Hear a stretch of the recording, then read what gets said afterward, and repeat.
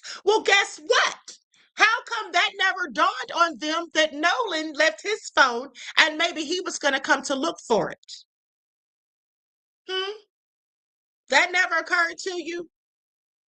If you left him behind on the island and thought he was going to come back with somebody else, how long did they think he was actually going to be back on that island before he came back?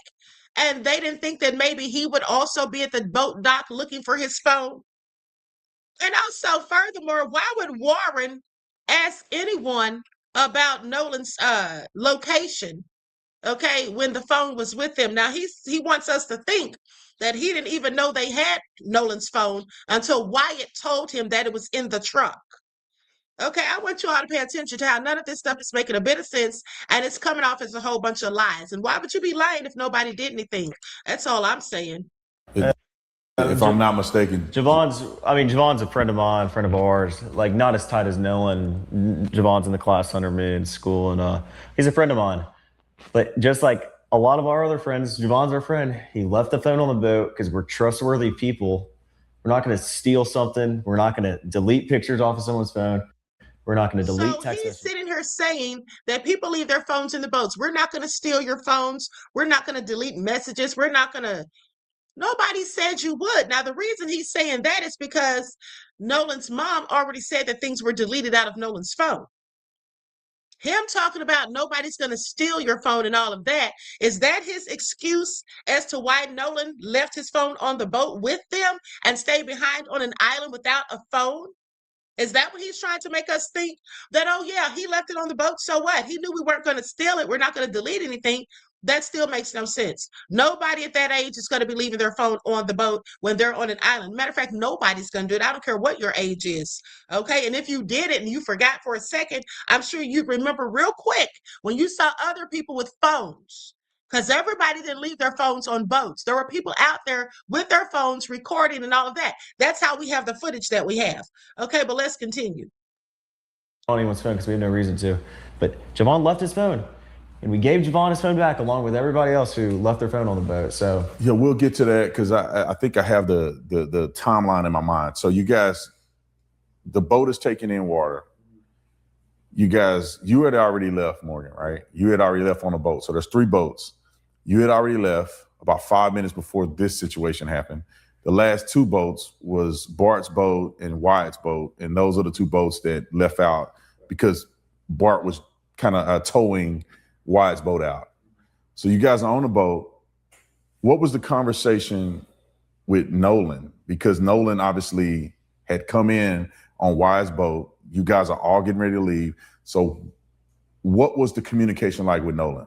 So actually Wyatt was saying, told Nolan, because Nolan's with this girl at this point. They're together. Wyatt looked at Nolan. He was like, dude, come on. Boat's taking on water. We got to go, like right now. And Nolan didn't want to go. He said he wanted to stay with the girl.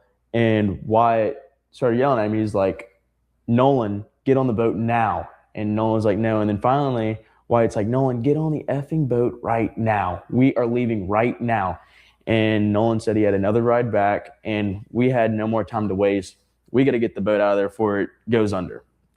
And it was that. And when Nolan said that, like, was there an issue that you believe that Nolan will be able to get back, or were you concerned?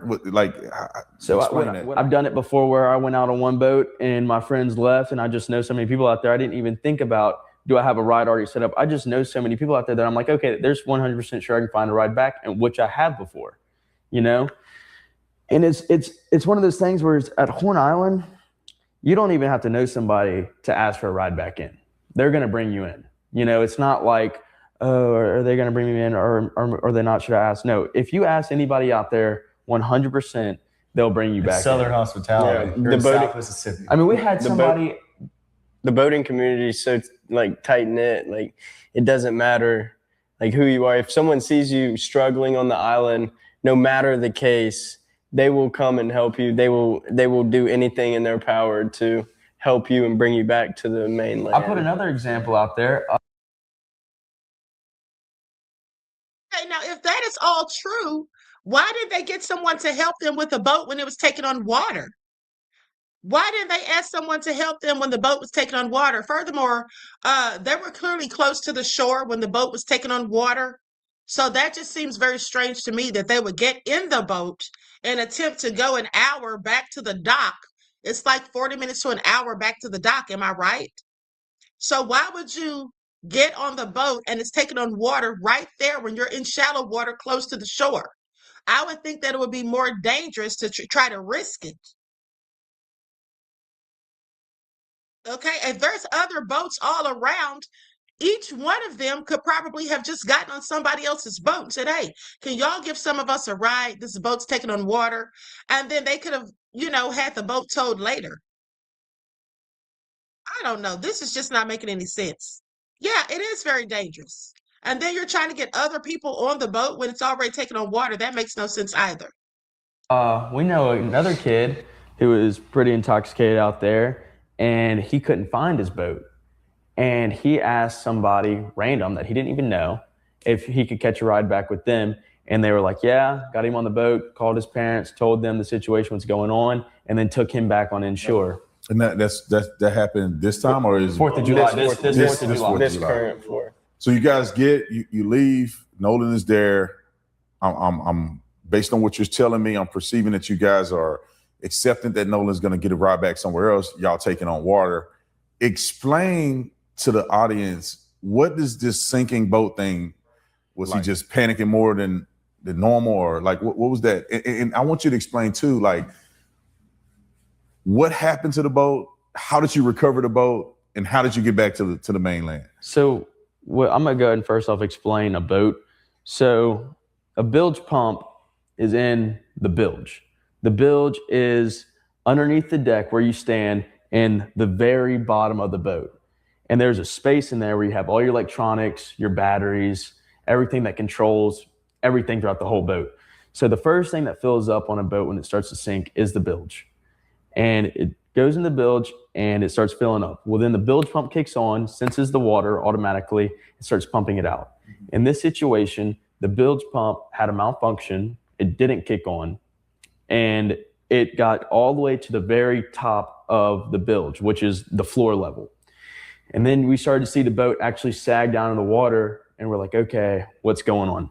So there's a cap in the back of the boat that you can unscrew and look inside the bilge. We unscrewed it. There's so much water in the boat, it started overflowing onto the deck. And so at this point, we're like, okay, this boat's going down. It's going down quick. We don't know where the water's coming in from. We don't know what's going on. And we just go into full on like panic mode, get this thing out of here now. So we hook up the boats. No, call Cito. Okay. Let's get to that part. Because you called Cito first? No, or you had the boats hooked up first? We had the boats hooked up first. Yeah. Okay. Now, let's get to the part where we heard them yelling in the background. No, wake the F up. Let's get to that part, tap dancing Tatum. Okay, Ebony Plummer says, don't trust Southern hospitality. Southern Comfort originally referred to SA enslaved Black women. Okay, thanks for that tidbit of information, beloved. I appreciate you and thank you for your contribution to the channel. Peace, love, and blessings. Yeah, tap dancing Tatum. Since we're getting to that part, let's get to the good part. Okay, let's talk about why we heard all that stuff in the background. So we hook up the boats and we start towing them out. And he's on the phone with Cito. Because, hold on, let me go back a second. The electronics completely glitched out. Nothing is working on the boat. There's so much water in there. Nothing is working. The batteries are also completely underwater. Like they're yeah, everything's fried basically. So now that's interesting. Now they're finally saying that everything was fried, because isn't this what I told you all in the beginning?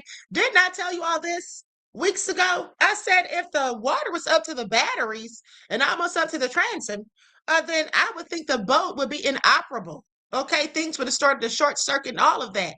Okay, so now they're finally saying that, but I still have questions.